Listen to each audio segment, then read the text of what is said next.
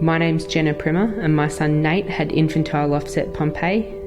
He passed away in 2016 when he was 2.5 years old.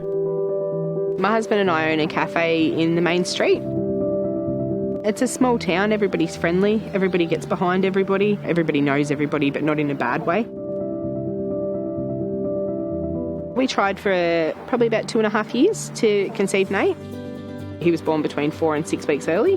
He was diagnosed with failure to thrive after, I think, probably about 2 months.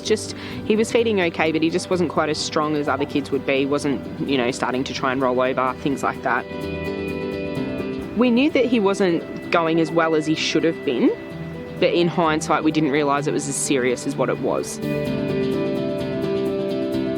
Obviously, in rural areas, it's harder to get in to see paediatricians and things like that. You go on a waiting list, which can be anything from 3 to 6 months long. He then, at about 6 months, developed a viral infection and lost all of his motor skills. We got transferred after 2 days at Ballarat Base to the Royal Children's, which is the main tertiary hospital on from the Ballarat Base.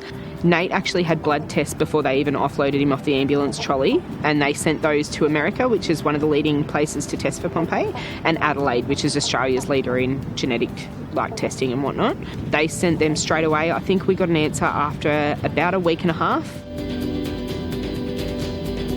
They don't tell you that Pompe is terminal because it's technically not. It's how long is a piece of string.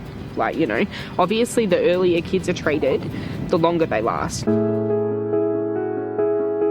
His legs never really quite recovered from the viral infection. They never really gained much movement back. He couldn't sit up assisted because he just didn't have the core strength. He'd find it a little bit hard to breathe in the hot weather and things like that, but we tried to take him out and do as much with him still as we could, so just try to get him out and about and see things, and he was pretty good, but he was a pretty easygoing kid. He took most of it with his stride. So winter 2016 was probably the start of the end of Nate's journey. He just started getting colds and flus quite a lot. We woke up one morning and it was very, very unusual for kids with Pompe to sleep through the night because, well, they can't get comfortable for a start, but they just don't get a proper sleeping pattern in. And Nate had slept all night, which was strange. I woke up to go in and check on him and he died through the night. But we tried to resuscitate him for about 40 minutes and the ambulance come and they tried to resuscitate him, but he was already gone.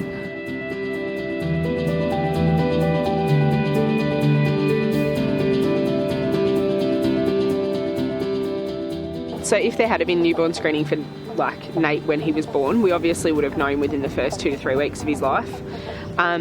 It would have extended his life obviously dramatically. Newborn screening for the government will save them money. It will save them a lot of money. And from a parent's point of view, it could have extended my time with my child.